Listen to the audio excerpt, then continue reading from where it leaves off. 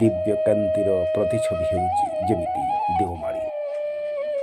ଓଡ଼ିଶାର କୋରାପୁଟ ଜିଲ୍ଲାରେ ଅବସ୍ଥିତ ଦେଓମାଳି ପଶ୍ଚିମଘାଟ ପର୍ବତମାଳାରେ ଅବସ୍ଥିତ ଥିଲାବେଳେ ଏହାର ଉଚ୍ଚତା 5486 ଫୁଟ।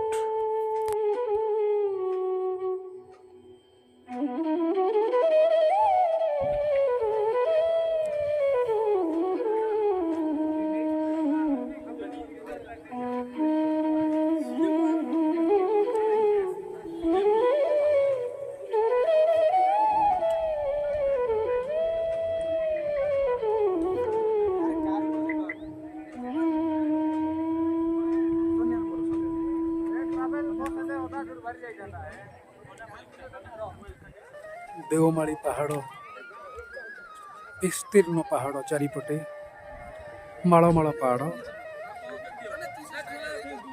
ପ୍ରକୃତି ଯେମିତି ଓଡ଼ିଶାକୁ ଦବାରେ କୋଉଠି ଅବହେଳା କରେନି।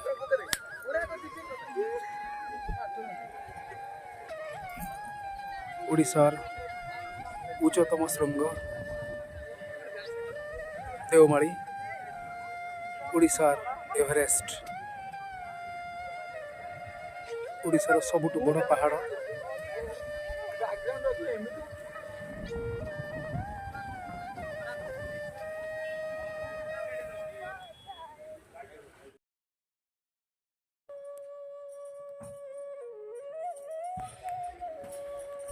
ପ୍ରକୃତି ଓଡ଼ିଶାକୁ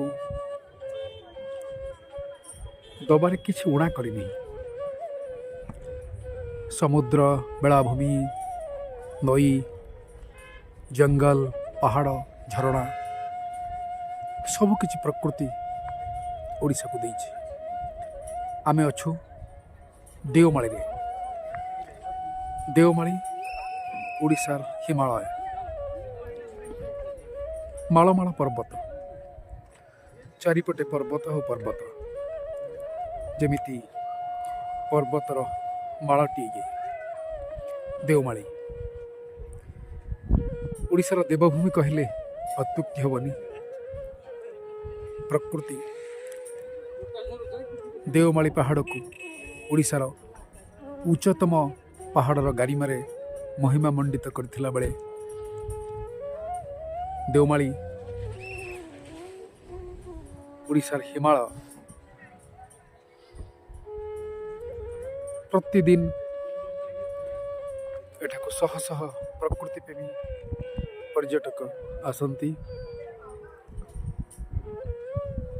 ରାଜ୍ୟର ସବୁଠୁ ବଡ଼ ପାହାଡ଼ ଚଢ଼ିବାର ଅନୁଭବ ନିଅନ୍ତି।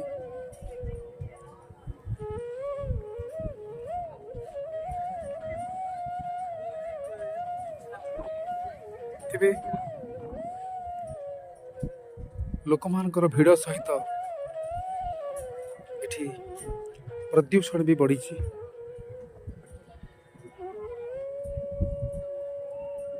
ପ୍ଲାଷ୍ଟିକ ଠାରୁ ଆରମ୍ଭ କରି